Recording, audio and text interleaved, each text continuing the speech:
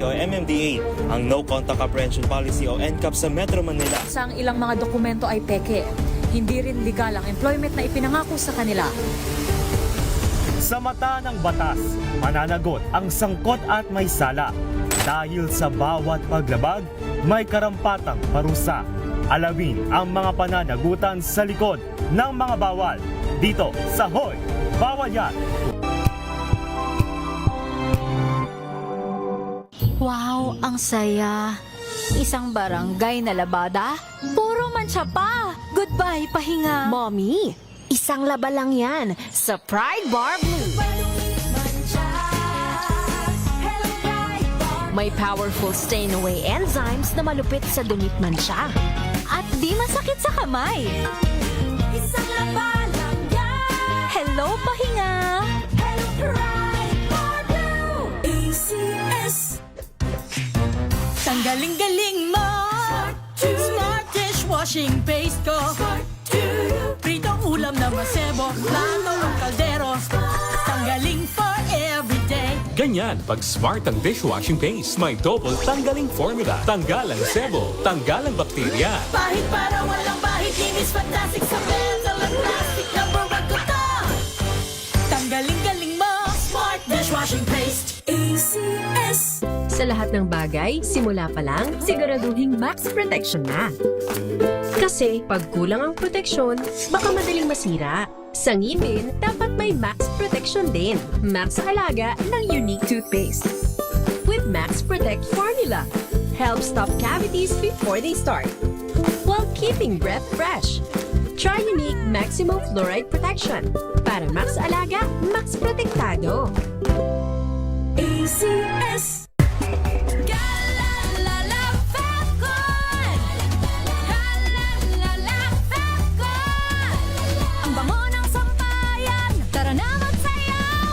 Fabcon, amoy nakaka-joyful! Araw-araw, iba't ibang mga bagay na dapat pagtagumpayan. Ang subok kong partner ay MX3 Capsule. Research-based na tested and proven. Helps avoid pain discomfort. Iwas-iwas sa sakit. Kailangan lang na long-term ang pag-inom 2 capsules araw-araw. Kasabay ng proper diet and exercise. I am able to make it with the right partner. MX3, dito ako bilib! Mahalagang paalala, ang MX3 capsule ay hindi gamot at hindi dapat gamiting panggamot sa anumang uri ng sakit.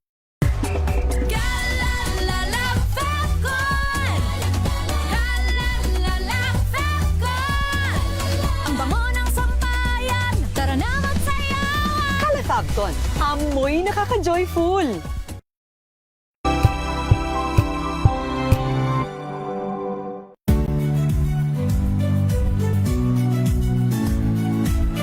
Magandang araw mga kaibigan. Ito po ang inyong balerina ng bayan, si Lisa Makuha Elizalde, na nag-aanyaya sa inyong samahan kami at ang aming mga espesyal na panauhin para sa kalahating oras ng masayang kwentuhan sa aming programang Art to Art, kung saan ang usapang sining at kultura ay para sa lahat.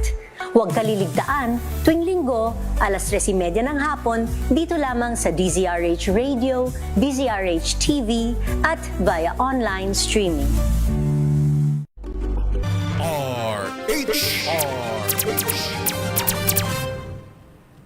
Pilipinas ang oras 6 na minuto makalipas ang alas 7 ng umaga. Maynila! Maynila! Ito ang Pilipinas!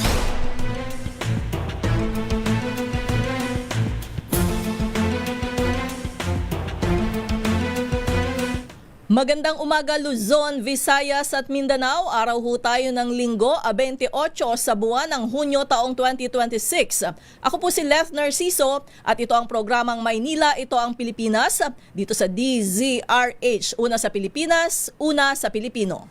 Maynila! Maynila! Ito ang Pilipinas! Sa ulo ng ating mga balita, White Ribbon March sa EDSA, babantayan ng halos 10,000 pulis. Maynila! Maynila! Ito ang Pilipinas! Trial order sa impeachment case ni Vice President Sara Duterte, kasadong ilabas ng Senado bukas. Maynila! Maynila! Ito ang Pilipinas! Pangulong Bongbong Marcos na nawagan ng sama-samang pagkilos para protektahan ang mga kabataan. Maynila, ito ang Pilipinas! Dagdag bawas sa presyo ng mga produktong petrolyo asahan sa Martes. Presyo ng LPG kasadong bumaba sa Hulyo. Maynila, ito ang Pilipinas! Second tranche ng taas singil sa SLEX at Star Tollway ipatutupad na sa Miyerkules. Maynila, ito ang Pilipinas! At Pangulong Bongbong Marcos biyaheng Canada ngayong linggo. Maynila, ito ang Pilipinas!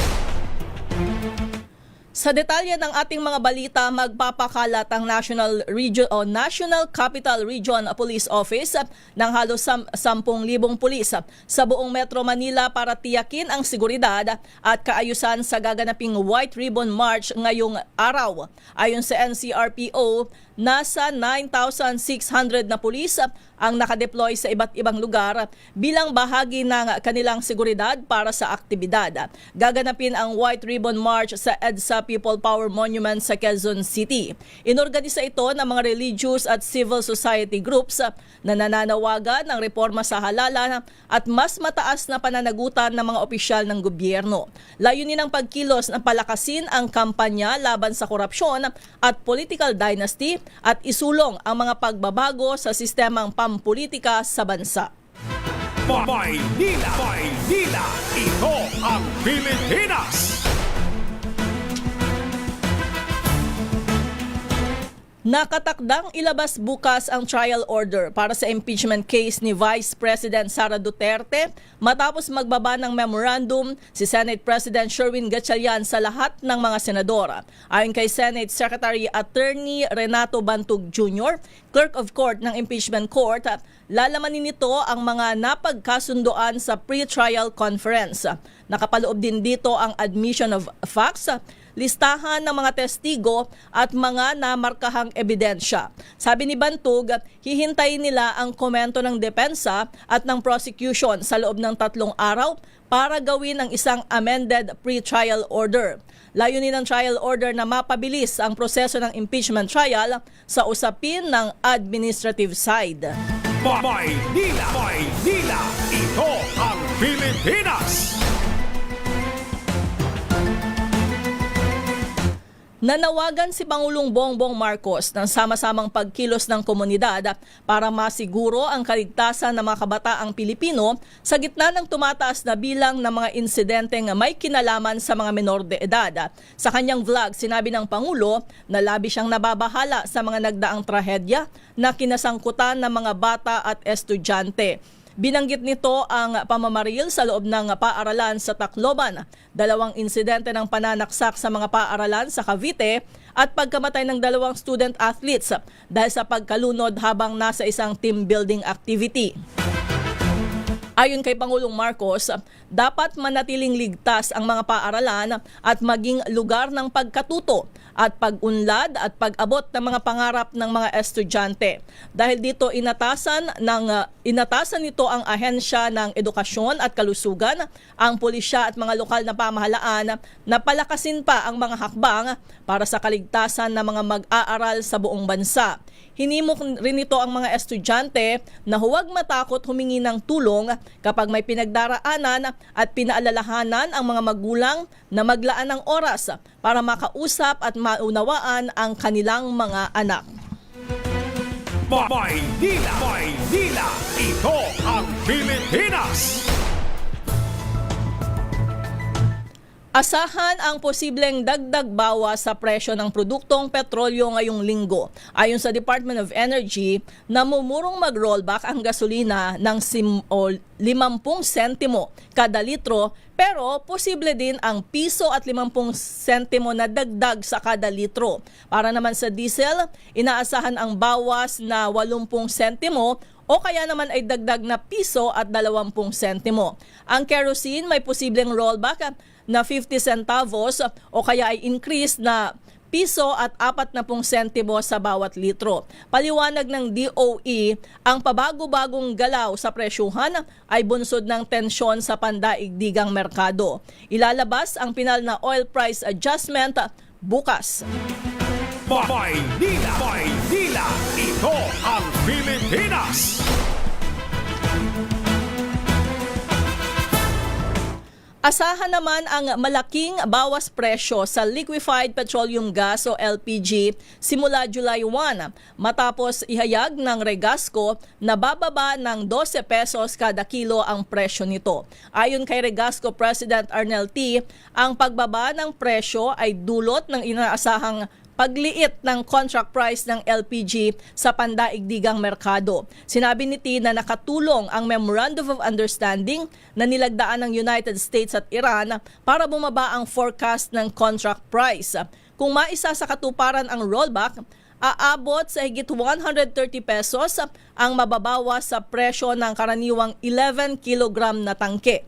Ayon pa kay T, maaari pang bumalik sa halos dating antas ang presyo ng LPG matapos ang Hulyo kung magpapatuloy ang pagbuti ng usapan sa pagitan ng Estados Unidos at Iran at magiging normal ang pagdaan ng mga barko sa Strait of Hormuz. Maynila, ito ang Pilipinas!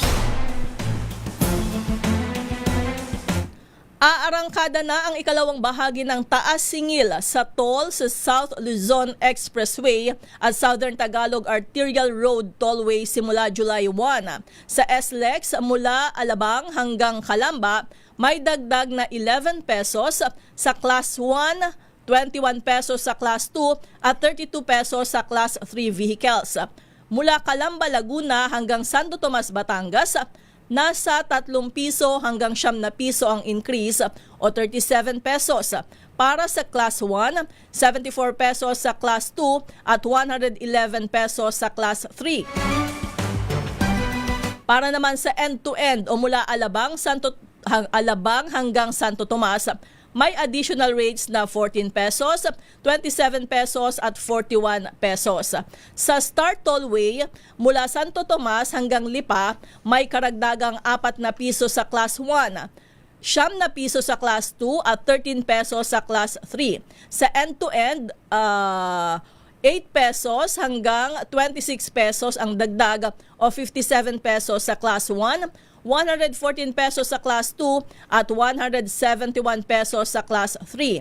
Ayon sa TRB, ito'y para masuportahan ang patuloy na operasyon, maintenance at pagpapabuti ng pasilidad at mga serbisyo ng SLEX at Star Tollway. Maynila, ito ang Pilipinas! Bibiyahe si Pangulong Bongbong Marcos sa Canada mula July 1 hanggang 4 para palalimin ang ugnayan at kooperasyon ng Pilipinas at Canada sa iba't ibang mahalagang sektor. Ayon sa Malacanang, tatalakayin ni Pangulong Marcos at Canadian Prime Minister Mark Carney ang pagpapalawak ng kooperasyon sa depensa at seguridad, kalakalan at pamumuhunan, enerhiya, kritikal na mineral at iba pang programang magpapalakas sa ekonomiya ng dalawang bansa. Makikipagpulong din si Pangulong Marcos sa mga negosyante at mamumuhunan sa Canada, partikular sa mga sektor ng information technology, business process management, artificial intelligence, infrastruktura at pagmimina. Makikipagkita rin ang Pangulo sa mga Pilipino sa Vancouver bilang pagkilala sa kanilang ambag sa relasyon ng Pilipinas at Canada. Kasama sa biyahe si First Lady Liza Araneta Marcos. Maynila, ito ang Pilipinas! Pilipinas ang oras, alas 7:17 ng umaga. This time check is brought to you by Hello, Washi! Laundry day na naman! Yay! Anong meron? Mancha ng chocolate, putik, may libag pa! Kaya natin yan! With Pride Washing Machine Detergent, may triple stain-away formula. Tanggal ang makapit, madikit, at madupit na dumit mancha. Kaya easy-easy ang labada. Mula noon hanggang ngayon! All you need is pride! All you need is pride! May nagbago. May arte. May budget. Akala nyo lang yon. So solid. White Rose Papaya. Wow, White Rose. White Rose Papaya. Wow, White Rose. White Rose Papaya. May glow up with White Rose Papaya. White Rose Papaya. May puti power times 2 kasi may papaya at niacinamide. May shea butter and tea tree oil pa. Kutis sulit ang glow up. White Rose Papaya. Kutis sulit ang glow up.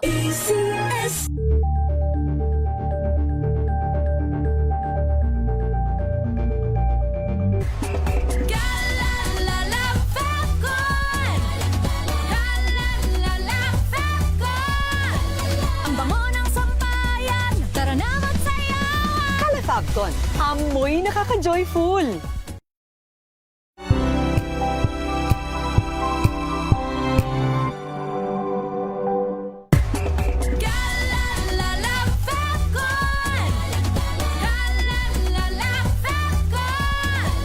Ang bango ng sampayan. Tara na magsayawan. Calefacton, amoy nakaka-joyful.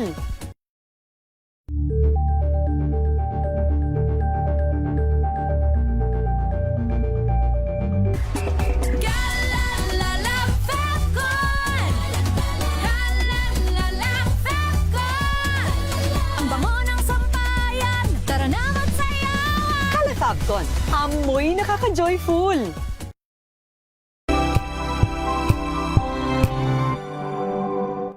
Maulan man, no worries na amoy kulong ang damit. Charm Fabcon, bangong kumakabloom, tanggal amoy kulog sa bango ng charm. Kaya gamit ko, Charm Fabcon with Bloom Fresh technology. Kills 99.9% of kulob-causing bacteria.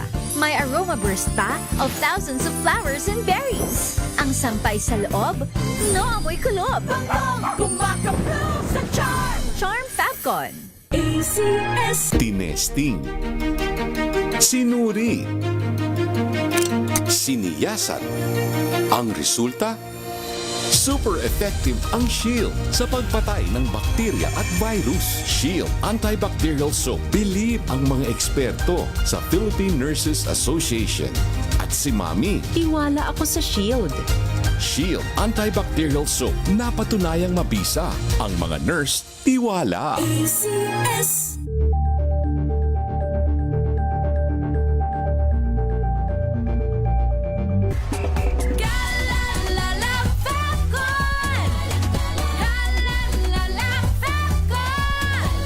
Ang bango ng sampayan. Tara na magsayawan. Calefacton, amoy nakaka-joyful.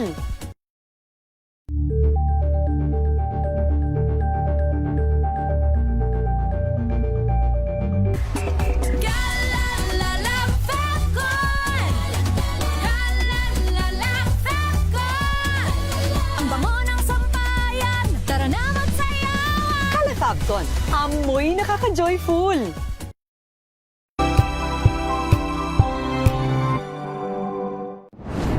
Kung good vibes ang hanap mo, dito ka na sa sigurado.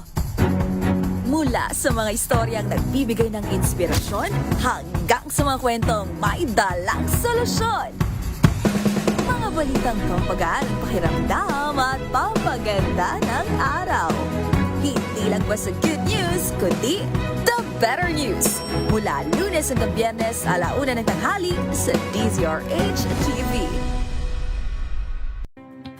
Samahan niyo po ako hanggang 7:30 ng gabi. DZRH Usapang Liga. Magandang gabi Pilipinas, Metro and Mega Manila, Nas Extension sa DZRH at RHT. Naray si Mayan. At Kisses Hubson. Para sa DZRH, una sa Pilipinas. Una sa Pilipino. Nagsimula sa pangarap hanggang sa maabot ang tagumpay. Iba't ibang kwento, iba't ibang mukha ng atletang Pilipino. Mas pinatindi, mas pinalakas, at mas pinaaksyon sa Match Point tuwing Sabado, 12:30 ng tanghali sa DZRH TV.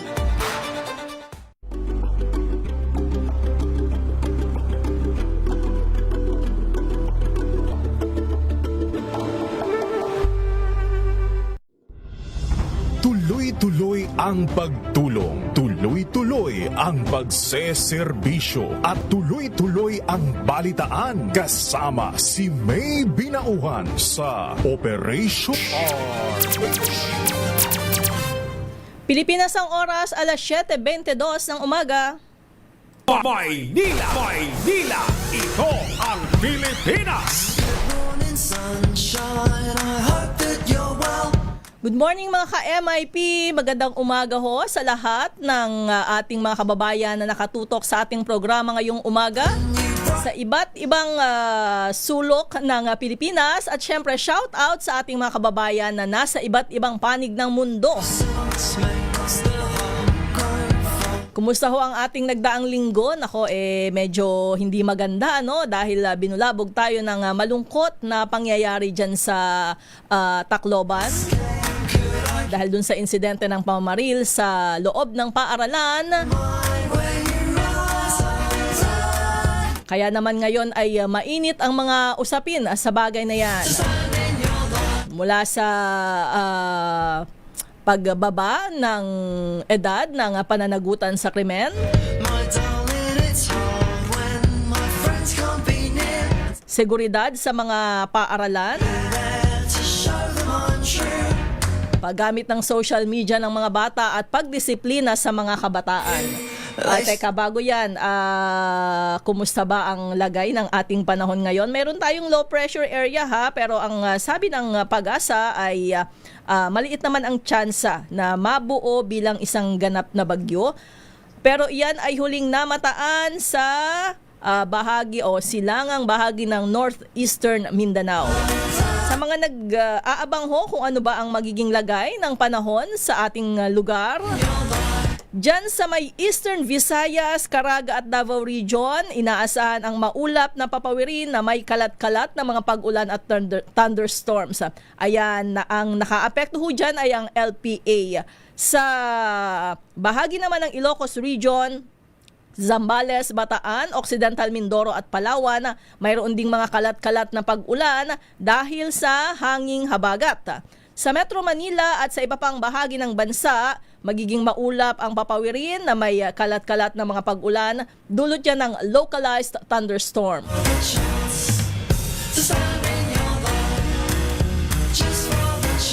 Okay, ayan, mainit ang usapin ngayon dun sa pangyayaring yon. So, dedebatehan, ayan, pinagtatalunan, dapat nga bang ibaba na ang edad ng pananagutan sa krimen mula sa 15. Ayan, ay may mga panukala na yung panukala ni Senator Robin Hood Padilla ay gawing 10 taong gulang. Ang PNP, sinusuportahan daw nila na maibaba sa 12 years old. Dahil ang sabi nga ay iba na ang panahon ngayon, kung angko pa ba ang batas dahil mataas na daw ang kamalayan ng mga kabataan dahil dun sa madaling access sa impormasyon at iba't ibang bagay na naka-i-impluwensya sa kanilang pag-iisip. Siyempre, pinag-uusapan rin ang seguridad sa mga paaralan, di ba? Matindi ang pangamba ng mga magulang ngayon dahil nga ang inaasahan natin ay ligtas yung ating mga anak sa school, di ba? And yet may mga nangyayaring ganyan. Kaya tuloy, naawa naman ako sa mga estudyante na mas maaga pang pumapasok ngayon, kasi mahaba ang pila sa inspeksyon ng kanilang mga bag. Last night when I fell, you should know sunshine, you brighten my day. At dahil hindi naman lahat ay mayroong mga gwardya, yung ibang mga paaralan sina teacher na ang tumitingin ng mga bag ng mga bata. Dinadagdagan na ulit yung trabaho ng mga teacher.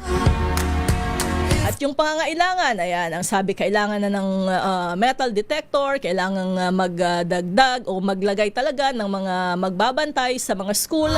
Hindi pa nga natin lubusang napupunan yung mga kakulangan sa mga paaralan. Ayan, nadagdagan na naman ngayon.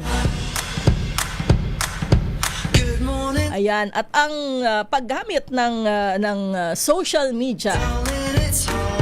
Ayan, kaya nabuhay rin yung mga panawagan na dapat ipagbawal ang paggamit ng social media sa mga edad 16 pababa, ganyan na ginagawa na ho dun sa ibang mga bansa. Ano. So aabangan natin kung magkakaroon ba ng batas dyan dahil naniniwala akong mayroon na rin mga panukala ang ating mga mambabatas. Lalo na pagkatapos nitong mga pangyayaring ito, ano, hindi lang yung insidente ng pamamaril sa Tacloban City. Diba? Mayroong insidente ng pananaksak na ang sangkot rin ay mga estudyante at sa mga nangyari rin ito sa mga paaralan. Kaya malungkot yung ganito, 'di ba? Nakukumpara yung panahon noon sa panahon ngayon. At talaga namang ang pagbibida ng mga 'di ba natin nung panahon natin, 'di ba? Na hindi nangyayari ang ganyan. Kaya mainit na usapin yan. Mamaya ay pag-uusapan natin yan.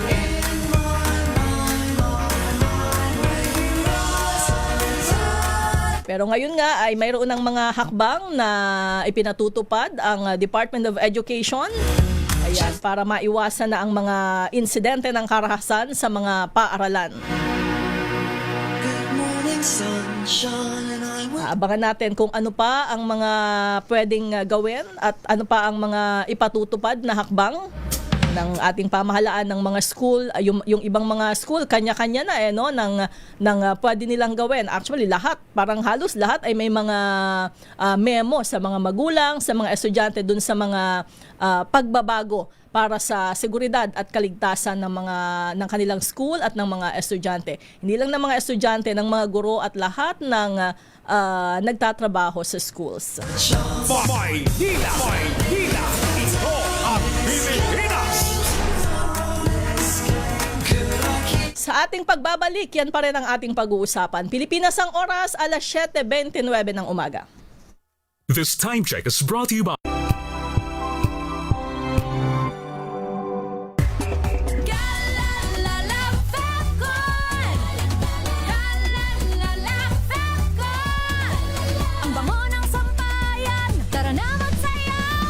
Fabcon, amoy nakaka-joyful!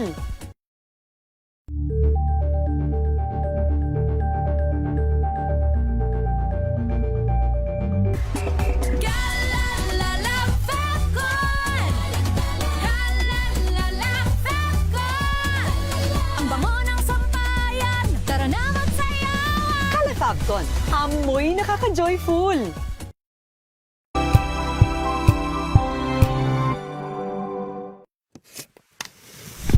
Duterte is present in this meeting today, in this hearing today. The respondent is not present. Let it be placed on record that COMSEC called again the Vice President, that is for the purpose of giving her the opportunity to present her evidence. The impeachment is a process that seeks to exact accountability. It can be political, it can also be an instrument where the majority can use that power to exact revenge. Gusto niyong palitan ang Senate President kasi gusto niyo tuloy-tuloy na yung impeachment. Actually, kinontradict niya yung sarili niya kasi nung na-elect siya na Senate President, sabi niya tuloy ang impeachment. Yung mga pro-ERAP noong impeachment trial sa Senado, they were punished during the next midterm election. So may naiisip din ng mga senador yun.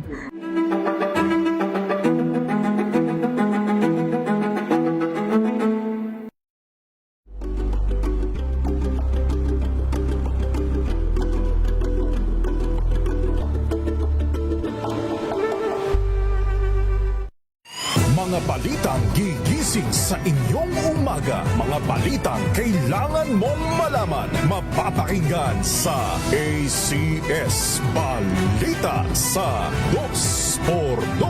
Kasama sina Anthony Taberna at Jerry Baha.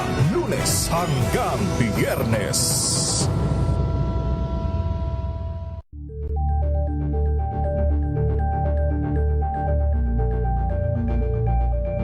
Alamin ang mga maiinit na isyung pambayan, mga balitang kailangan mong malaman, usapin sa pamahalaan, politika, ekonomiya at kabuhayan. Ito ang mga dapat mong malaman, pakialaman at pag-uusapan dahil kayo ang tinig ng mamamayan dito sa Damdaming Bayan. Live sa DZRH Radio, DZRH TV at DZRH Digital. Kasama sina Lakay, Deo Macalma at Elaine Apit. Araw-araw, Lunes hanggang Biyernes. Damdaming Bayan.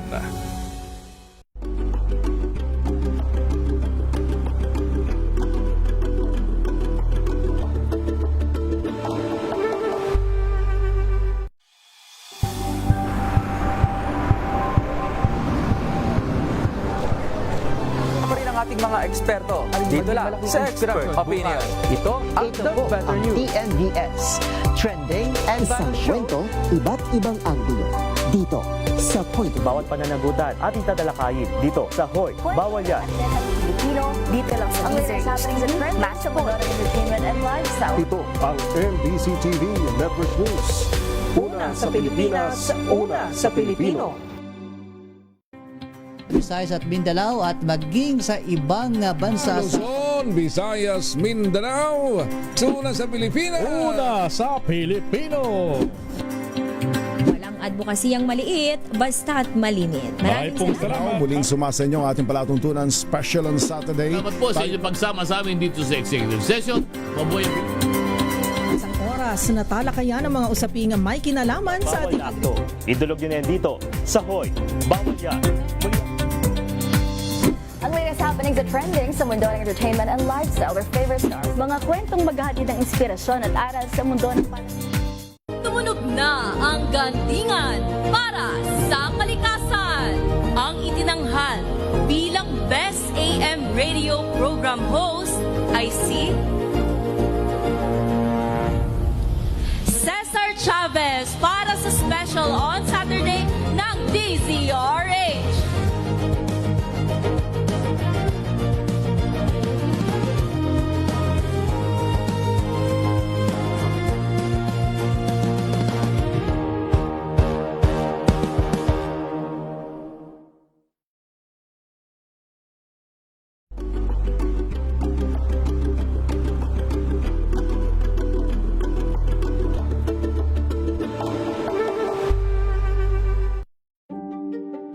Buklatin ang mga pahina.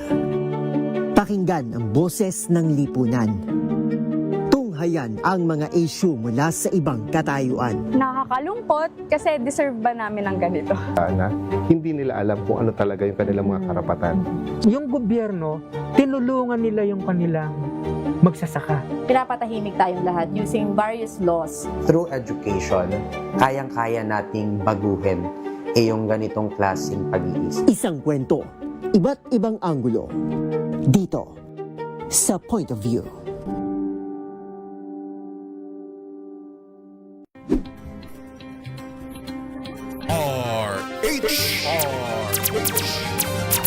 Maynila! Maynila! Ito ang Pilipinas! Nagbabalik po ang programang Maynila, ito ang Pilipinas at ako pa rin ho ang inyong nakakasama, Leth Narciso. Nako, aktibo na yung ating mga taga-subaybay, ano?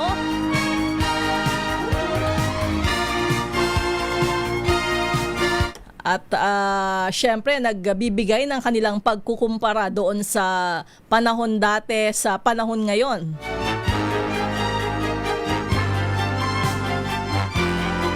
Sa pagdidisiplina dati, sa pagdidisiplina ngayon. At ang sabi nga nila malayong malayo talaga. Aminado naman, 'di ba? Aminado naman tayo na kasi nga iba na yung panahon ngayon eh. Wala namang social media nung panahon natin. Busy pa tayo, hindi nga tayo nauubusan ng mga laro, 'di ba? Dati. Ngayon yung anak ko, 5 years old. Kapag kinuha mo ang tablet, Aba, maya-maya umaanga sa'yo, I'm bored. Wow! Diba? Tayo dati hindi tayo nabobore.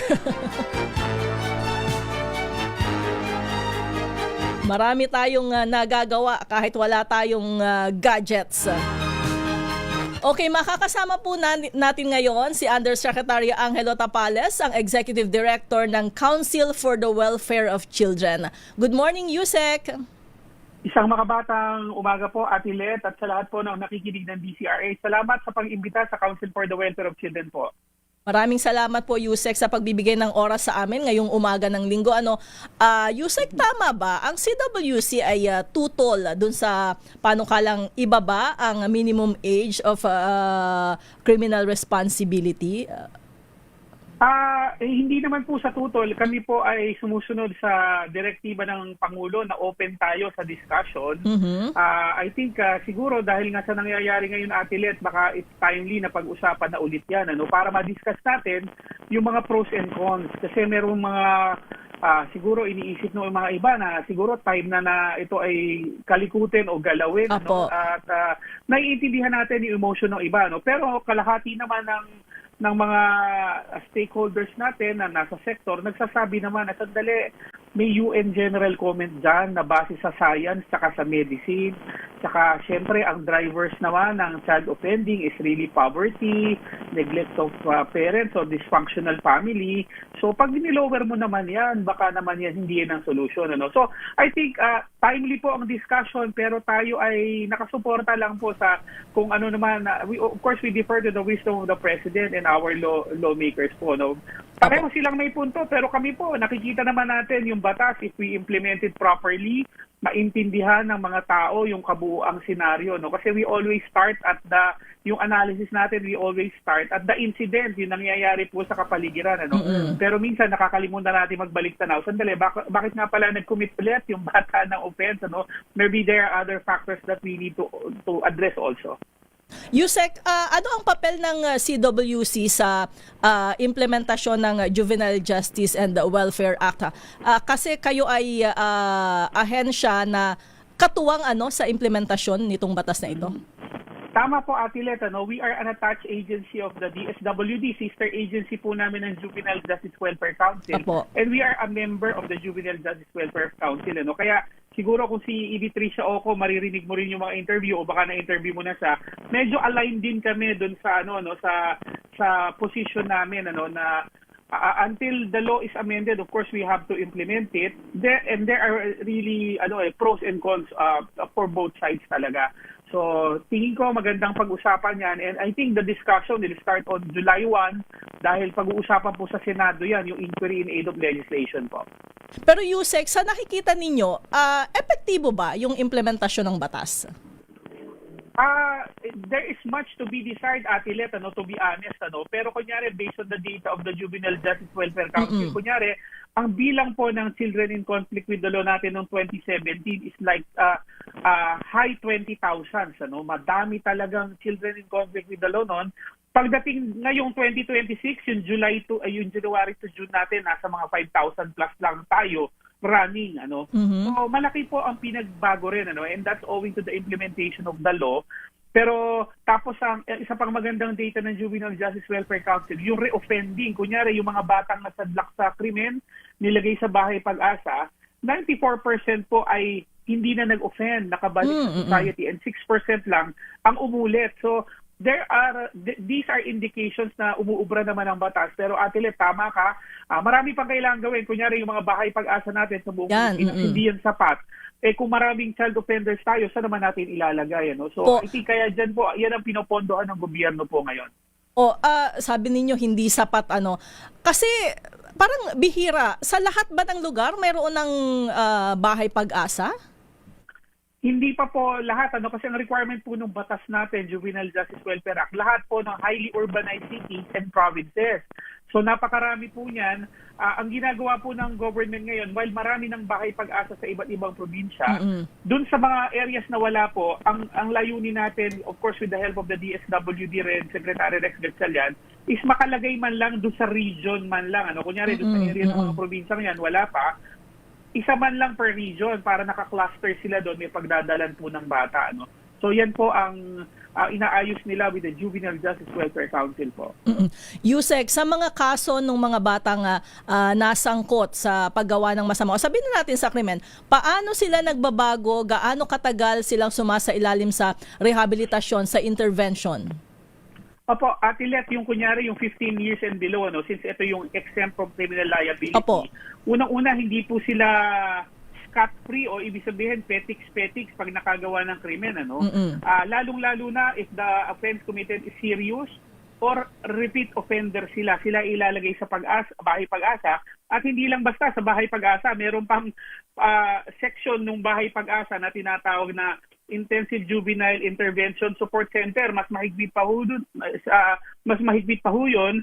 And they will undergo interventions from education and technical training, may counseling dyan, may mga mental psychosocial support para po mapagbago po sila. No? And pag nilagay po sila ng korte po dyan, hindi po bababa ng 1 year yung unang lagak sa kanila dyan. And yan pwede ho ma-extend, Atilet. Kunyari yung bata nakikita sandali parang hindi mo pa naiintindihan kung anong ginagawa natin dito, parang hindi nagbabago, it can be extended. Ano? So katulad nga ng sabi ni Secretary Rex Gatchalian, hindi yan papalabasin ng hindi natin matutulungan. Ano? So hindi yan parang papalayain lang basta-basta. So there are interventions there. Pero yun nga, Atilet, pag above 15 and below 18 ka naman, serious crime ang kinumit mo, hindi ka tumalima doon sa diversion naman na gagawin na para sa'yo, no?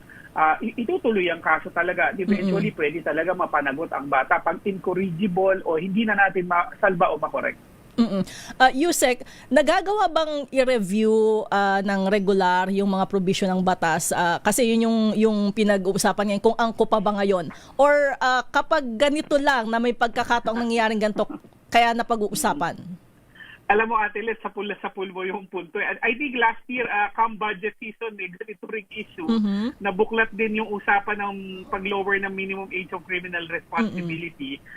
Napag-uusapan sa every time meron pong meron pong ganitong nangyayari. Hindi natin masisi, I think tama lang naman. Kaya we take this opportunity din na pag-usapan natin lahat. Opo. Hindi lang yung lowering, pero siyempre, while the government is addressing poverty, tayo as parents, what are we doing now? How is the Filipino family ba? Kayo ba, katulad ng binanggit nyo kanina, yung gadgets, pag pinawalan mo yung bata talaga sa gadget, sinasabi ko nga sa interview ko kaninang alas 5, ang bata pag gumagamit ng gadget, kahit nasa tabi mo yan, parang pinalabas mo yan ng bahay. So kung hindi mo yan babantayan, kung ano ang tiningnan doon, sino ang kinausap, it's like pinalabas mo ng bahay nang walang supervision. Kaya sinasabi ko, Atilet, turuan natin ng digital education and literacy tayo as parents and ang mga bata in the same way as we guide them how to cross the street. Ganun po kapanganib kasi ang internet din, Atilet. So may role din po ang parents, hindi lang ang school, ang community at ang government.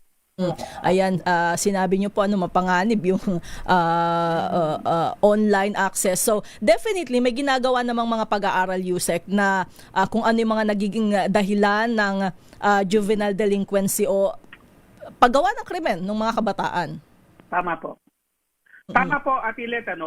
Katulad na nabanggit ko kanina sa pag-aaral ng Juvenile Justice Welfare Council, it's driven by poverty, neglect of parents, yung pagiging out-of-school youth nila. Siyempre, walang masyadong instruction na nare-receive na ng tama, and other societal factors.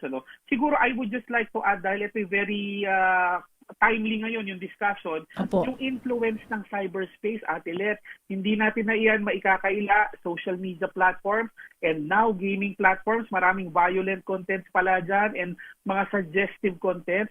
Kaya po kailangan pag-aralan din natin yan. There are pending legislations ngayon sa Kongreso natin, promoting internet safety at saka yung regulating the use of minors of social media. That's why we are supporting those. Kasi, Atilet, this is the new frontier, cyberspace. Doon inaatake ang ating mga kabataan naman. So Yusek, ano po ang posisyon ng CWC dito sa usapin sa paggamit ng social media, pagbabawal sa online games na mararahas? Opo, Atilet, we're not in favor of total ban kasi kalahati ng internet, katulad ng programa ng DCRH, very accurate news sa internet na nakikita kayo dyan sa social media. ang education, socialization nandyan, pero tama ka, kalahati naman madilim at mapanganib para sa bata. Mayroong bad influences. So, no total ban naman, pero may cut-off age. Kailangan talaga, pag yung sobrang bata naman, baka hindi pa dapat. Kasi mapanganib po yan. Ganun po yung mga pending bills natin sa Congress, Ate Let. May cut-off age. Ang dinidetermine natin ngayon with the lawmakers is, ano ba yung akmang cut-off age naman sa Pilipinas? Tayo po ay suporta dyan. It's just a matter of determining the correct cut-off age po. At saka parang tama ba ako? Baka may mga pagkakataon rin o mga kaso siguro na mahirap din iasa minsan sa magulang yung pag-control sa paggamit ng mga bata ng social media. Sobrang busy o kaya baka hindi rin techie yung mga magulang. Yes. Mas marunong pa yung mga anak, di ba? Actually, sinabihan ko yung social media platforms natin, child safety should not depend on the parents' ability to navigate their platform. Marami sa amin dinosaur. Siguro una-una na po ako, Ate Let. Kaya ang sagot naman ng isang social media platform na nag-launch ng mga teen accounts nila last week, sabi nila, Sir, in our teen accounts, default and automatic ang safety features. So, kahit hindi marunong masyado sa internet, apps ang bata at parents, ito ay safe by design. Parang ganun yung gusto nilang sabihin. Kaya lang, yun nga, Ate Let, hindi naman pwedeng isang platform lang ang ganun. So, dapat pati yung iba gayahin yan. Kasi tayo, kung hindi masyadong sanay sa internet, hindi natin magagabayan ang bata. Pero yun nga, I also advise parents, take time to learn the gadget. Take time to see what your children are doing. Otherwise, hindi po natin sila magagabayan po talaga. Balikan ko lang yung Juvenile Justice and Welfare Act, USEC. Ano na yung mga naging rekomendasyon ng CWC na mga polisiya na may kaugnayan dito sa implementasyon ng batas na ito, yung course ng implementasyon nito? Opo, Ate Let, ngayon po, wala pa namang recommendation, but there are internal discussions because of what is happening around. Before Tacloban, may mga nauna pa po diyang incidents kasi starting noong January pa. So, ang tinitingnan natin dyan, of course, how can we better implement yung pagtatayo ng Bahay Pag-asa? Kasi talaga yan ay dapat highly urbanized cities and provinces all over the Philippines meron. Number two, yung liability ng parents. Nakakalimutan po natin yan. There is a provision there imposing civil liability on parents and pwede pang yung parents ma-subject sa intervention or counseling. Is that being implemented? Or kaya ba nating lagdagan yung liability ng parents? Maybe we should check that para seryosohin din ng parents yung yung tawag dito, yung duty nila. Tapos siguro yung mga platforms naman na nakaka-impluwensya, ano ba dapat ang gawin natin sa kanila kasi hindi nila pinagmadali ang trabaho ng gobyerno at saka ng mga parents. Yan yung mga ilan sa mga pinagdidiskusyonan at pinagdidebatehan namin ngayon atin sa opisina.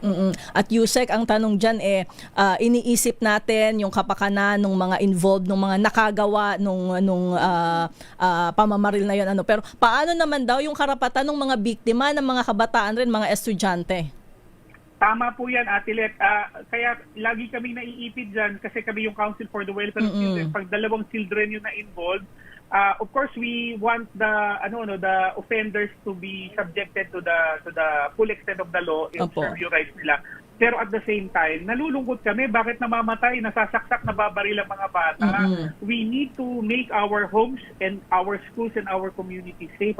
So doon sa aspeto naman ng safety ng biktima, tingin ko magre-reach out ulit kami sa DepEd dito kasi last year nag-MOU signing na kami with DepEd connecting our Makabata Helpline 1383, ito yung 24/7 na hotline ng bata, saka sa DepEd hotline. If there are additional protocols to be made and DepEd needs inputs from the CWC, willing po kami dyan. Kunyari, Ate Let, paano ba pag may active shooter? Ano ba gagawin ng bata? Kung meron tayong fire and earthquake drill, may drill ba sa eskwelahan o sa mga komunidad pag may active shooter? Or kunyari may nananaksak o may dalang patalim o itak na nagwawala. Baka po ito ay hindi pa masyado na pagninilay-nilayan dati. But like fires and earthquakes and other calamities or disasters, baka kailangan may mga protocols din po tayo para sa ganyan.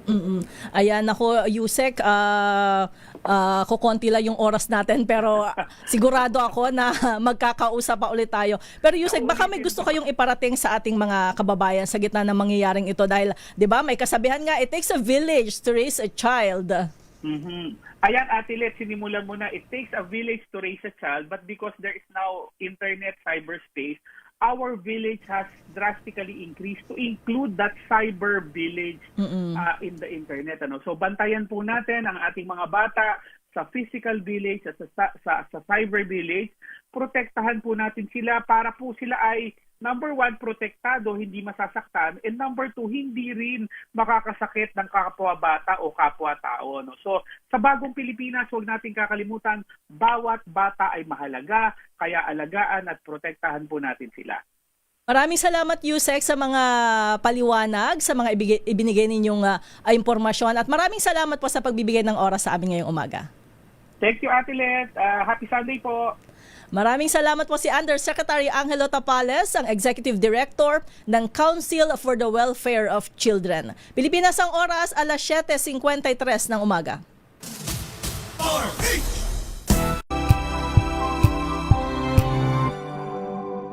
Ito ay bunsod ng naitalang 17 individual na ang kanilang naaresto. Ng Metro Manila Development Authority o MMDA ang No Contact Apprehension Policy o NCAP sa Metro Manila. Sa ang ilang mga dokumento ay peke. Hindi rin legal ang employment na ipinangako sa kanila. Sa mata ng batas, mananagot ang sangkot at may sala. Dahil sa bawat paglabag, may karampatang parusa. Alamin ang mga pananagutan sa likod ng mga bawal. Dito sa Hoy! Bawal Yan! Tuwing Sabado, alas 11:30 ng umaga. Dito lang sa DZRH TV.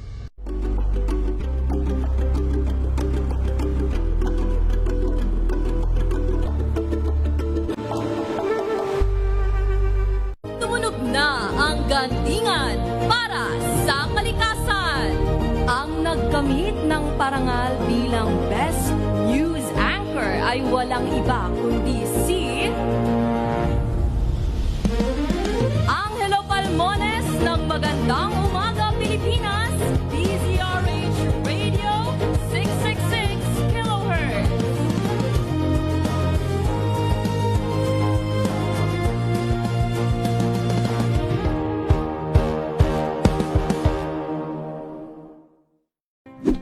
Sa lahat ng mga nanonood at nakikinig sa atin.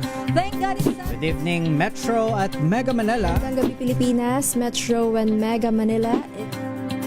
Pilipinas Extension sa DZRH at RHTV. Sa Sapul, Sabado. Gabi ng misteryo ngayon pong Sabado. Ano po?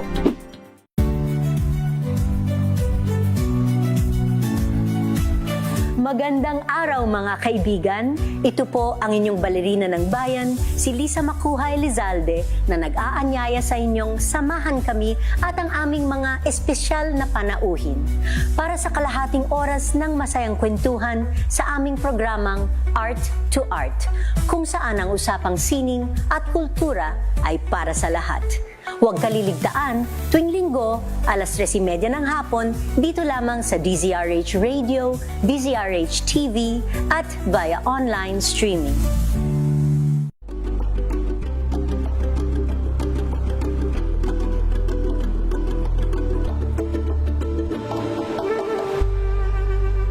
We've got you covered. From the hottest hits, exclusive interviews, to the bones fan meet experience, and hataw performances of your favorite stars.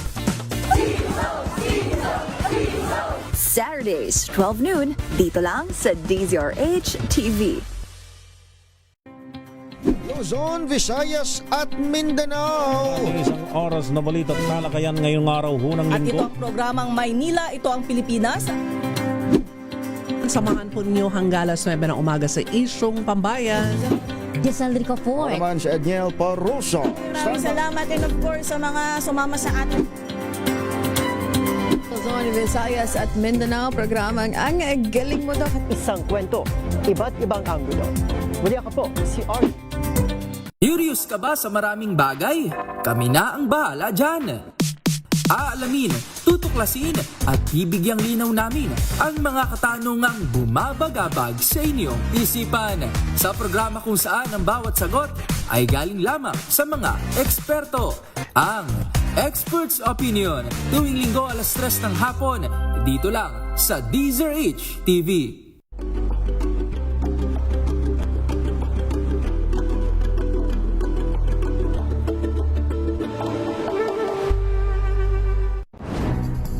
Good vibes ang hanap mo?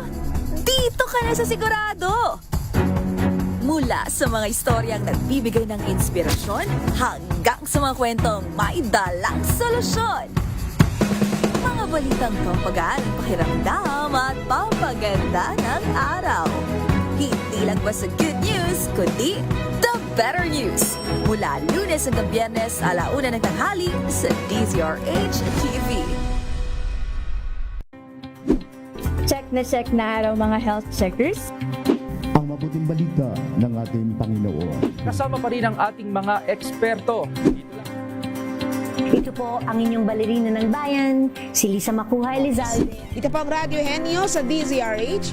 Una po ng isang magandang Nagsimula sa pangarap. Maynila! Maynila! Ito ang Pilipinas! Nako, mayroon na lang ho akong 2 minuto.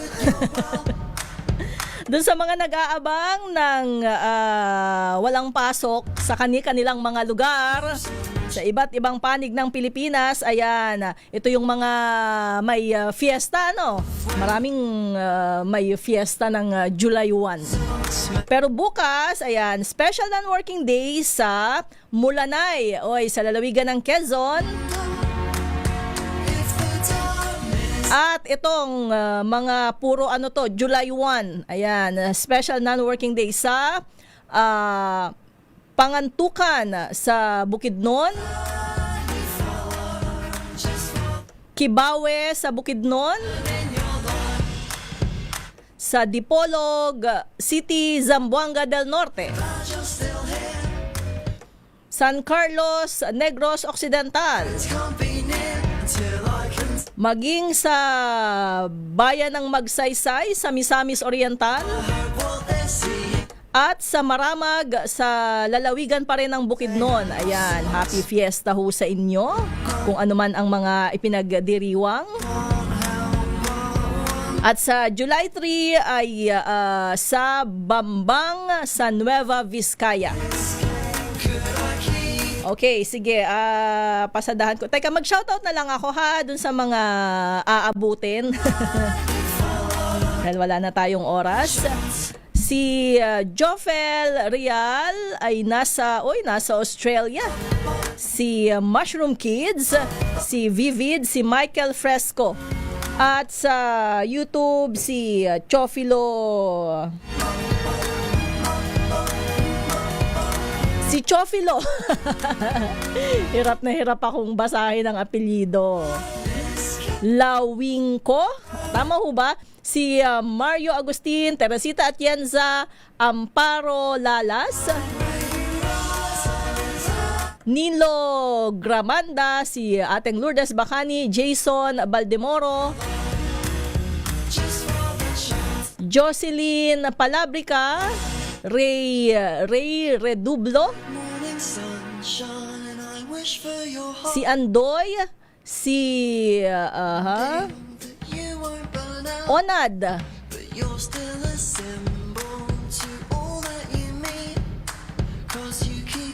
okay, ayan. May utang ho ako sa inyo ha. Next Sunday ulit.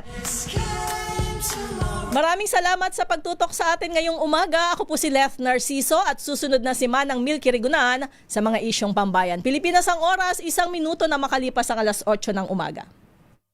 This time check is brought to you by ACS Manufacturing Corp.